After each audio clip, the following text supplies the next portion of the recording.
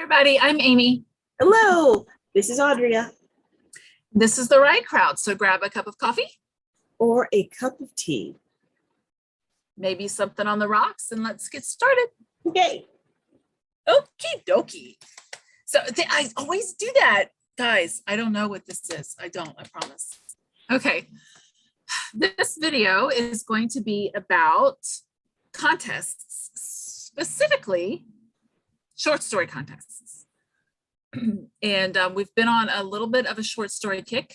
Mm-hmm. We announced in our last video that our next story is to write a collection of short stories in a year. So that will be our next book that we discussed. We just finished how to write winning short stories. So we're just kind of sticking with the same thing. So this week, we're going to be discussing contests. Some of them we've talked about before. Some of them we haven't. And Audrea is going to share some tips. And I'm just going to sit and look pretties. Okay. Well, all right. So let's go ahead and get started. So there are a lot of short story contests out there. All you have to do is ask Professor Google and they will come up with all kinds of contests. All the contests. Yeah. You want to be careful. There are some scams out there. So you do want to be careful which ones you enter. We'll have a couple of links in the show notes to some good places. Readsy is a good place to go to get contests. Writers Market, that magazine, it's Writers Market, isn't it? Yeah.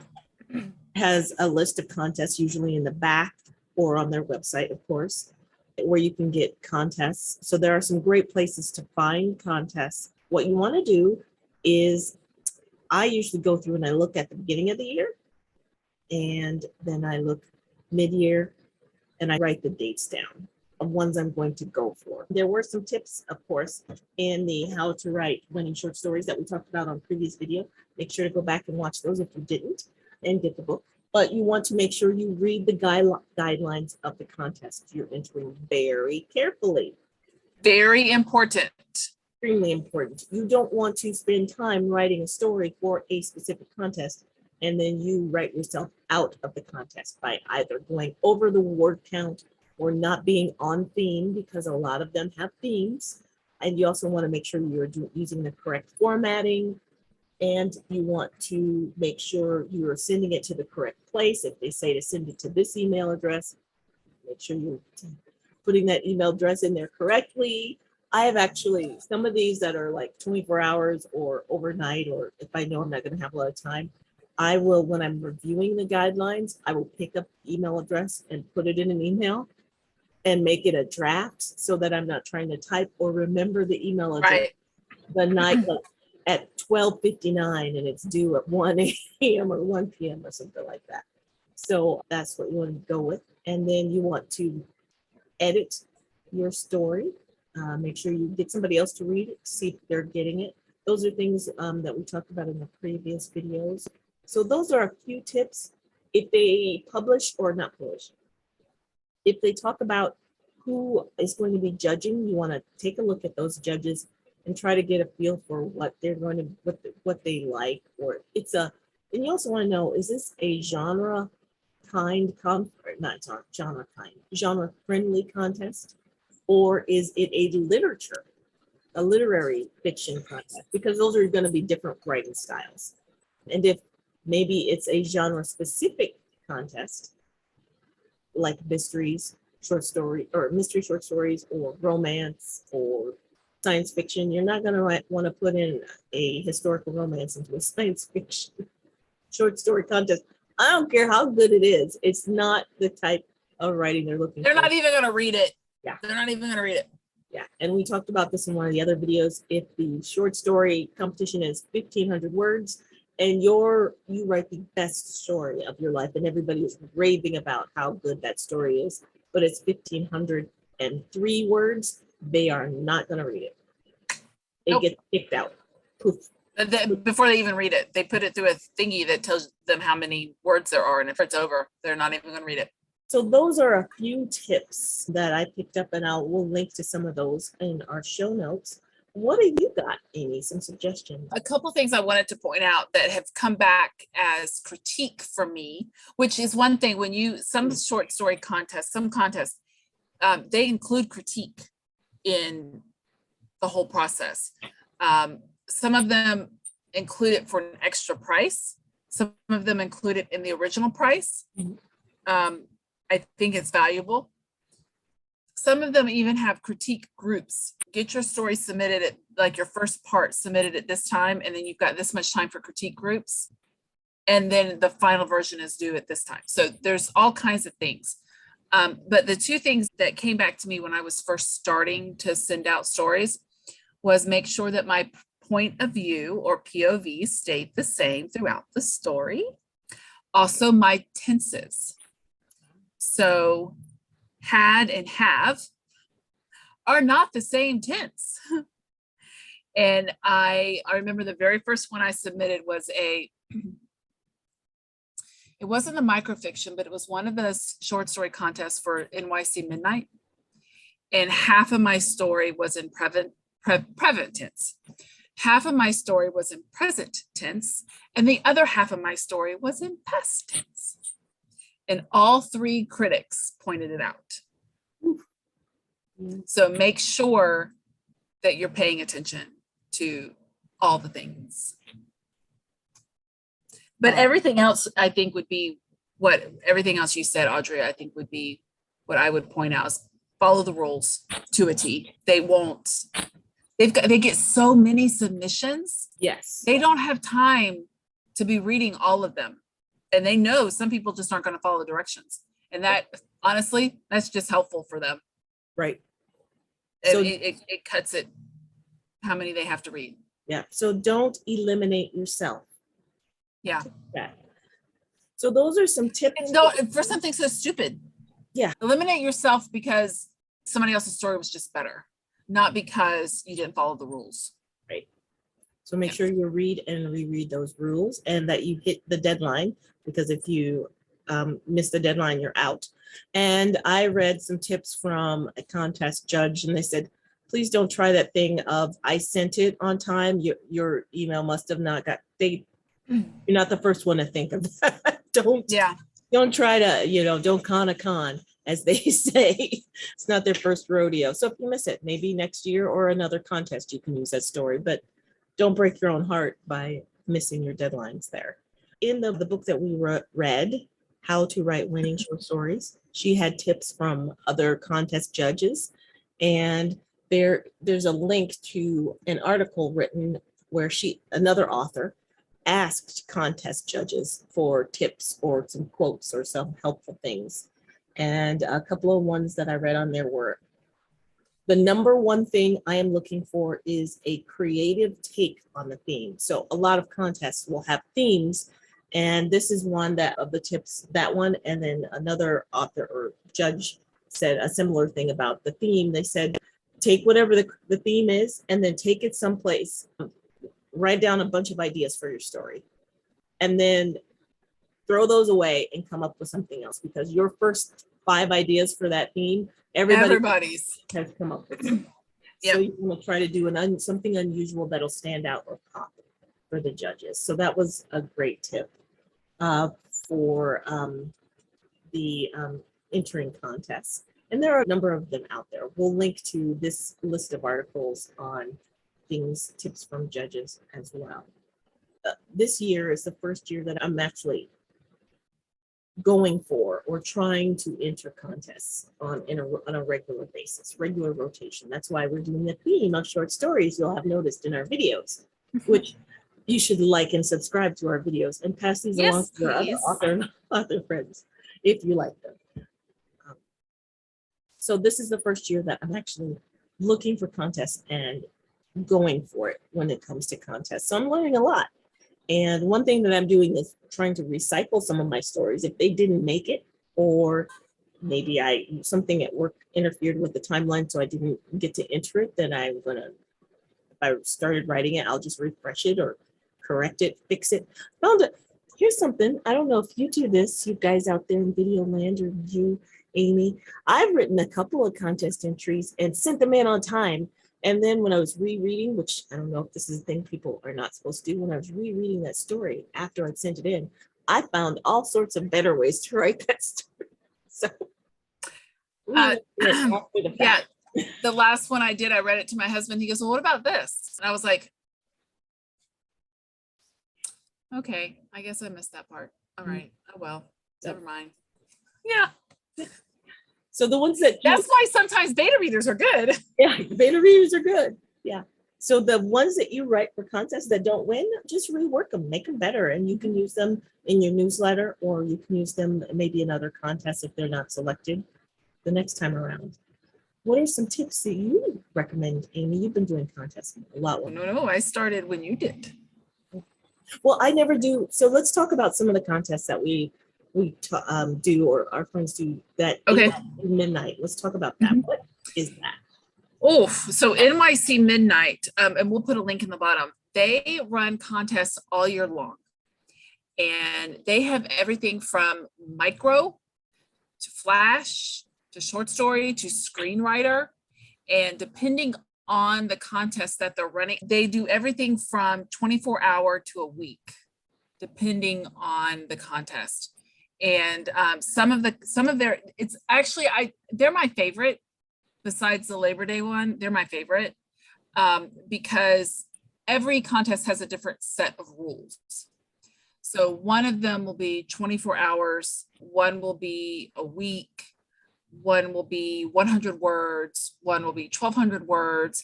But then some of them, everyone gets points, like not everybody gets points, but based on your place, you get points. Everyone passes to the second level. So everyone gets a chance to get points again. And then the top ones get points, and then the people with X number of points go to the third level. So that's one way they do it. They do another one where only the top so many stories go to the next level. So depending on what their contest is determines who goes where.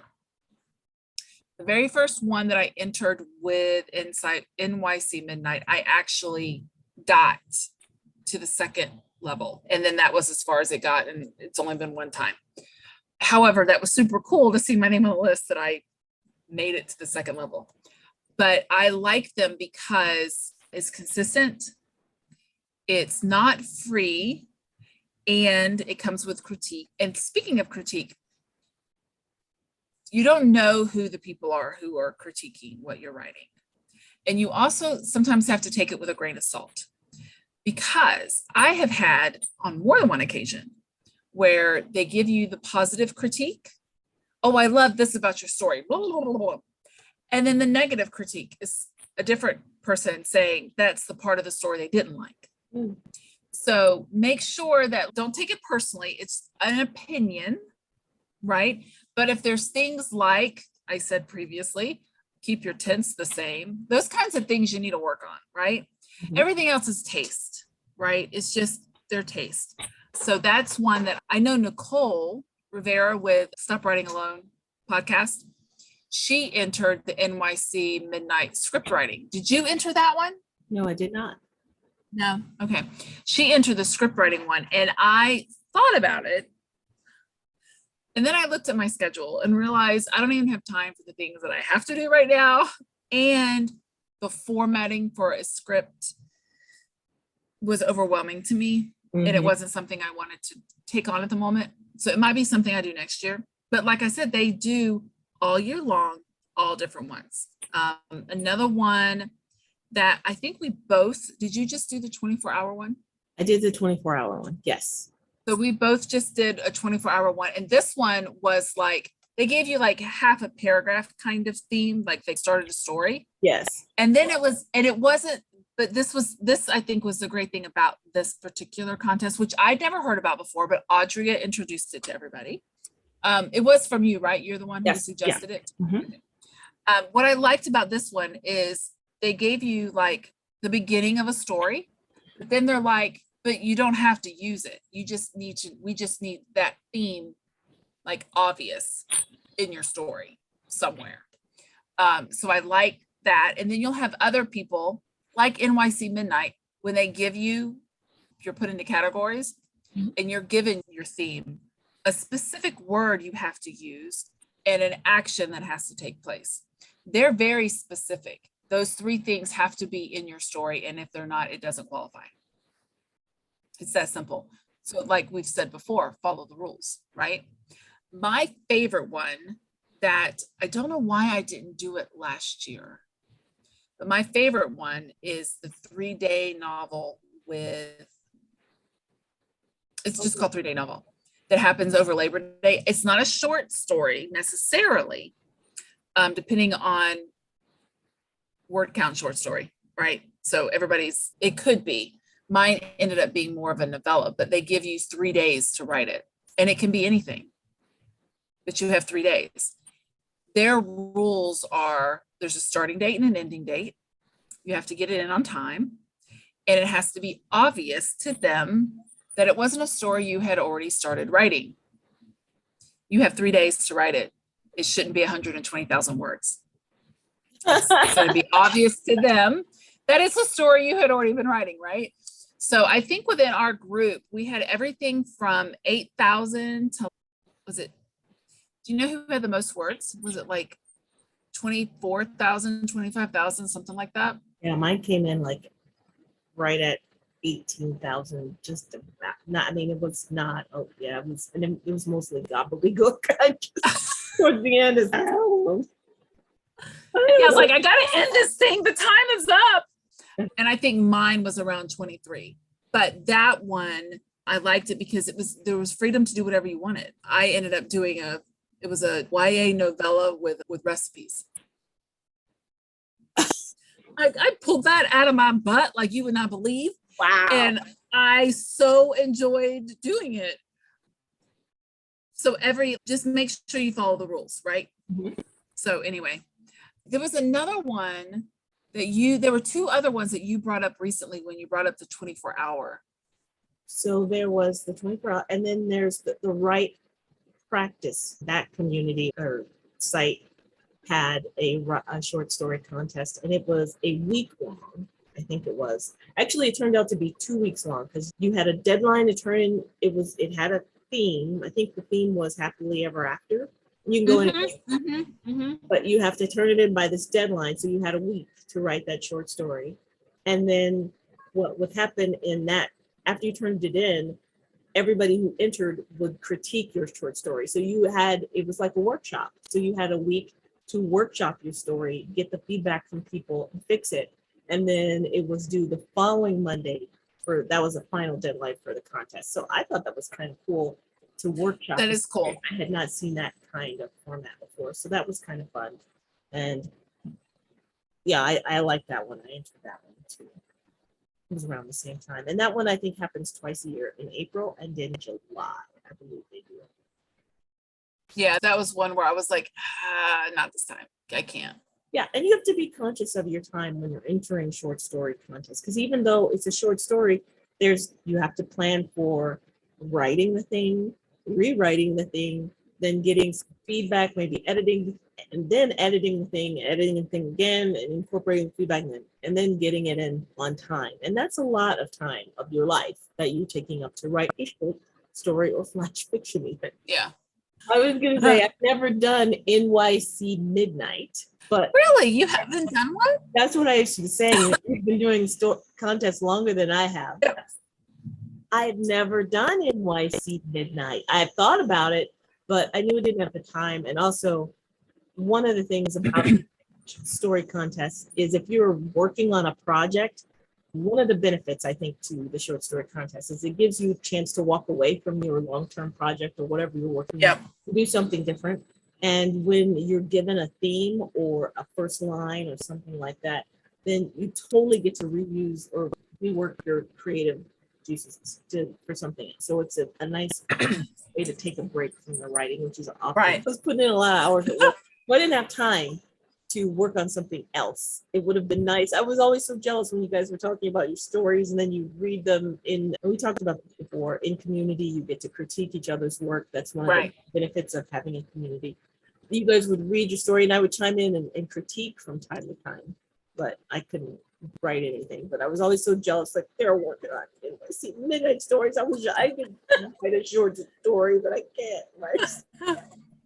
But this year I am taking time out on purpose, not taking time out, but I've purposely decided to spend time on writing short stories because of helping with my author brand and helping with author craft. And one of the benefits of doing contests is you get a deadline, you get that theme that you're writing to. So it's a way to freshen your writing and to get a different look at it.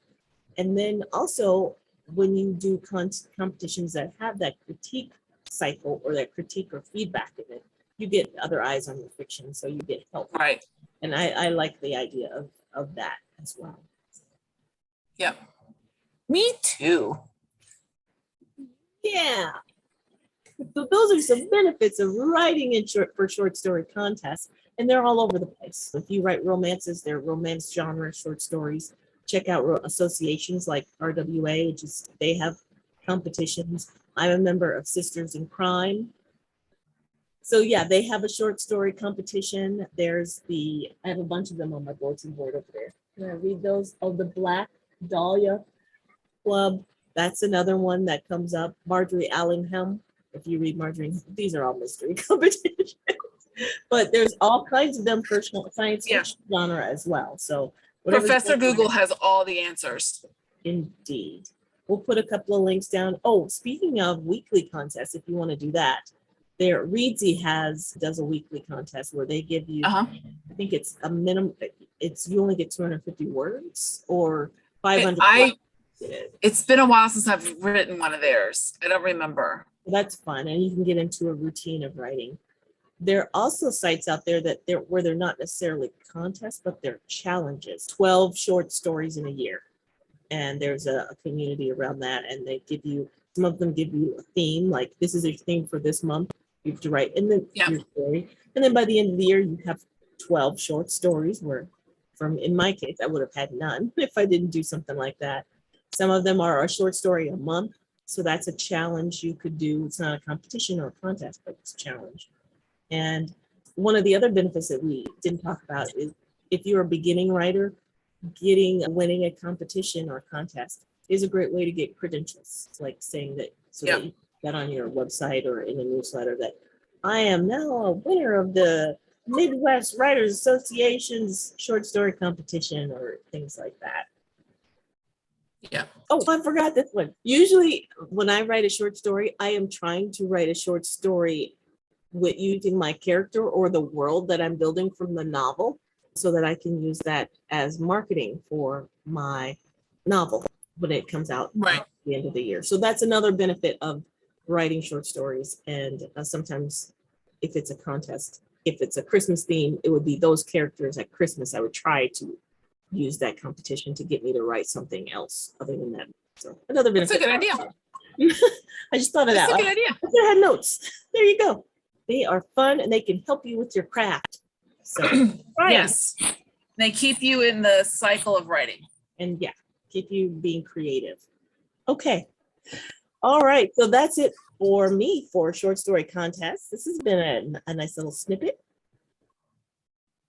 Sounds good. That's all I got too.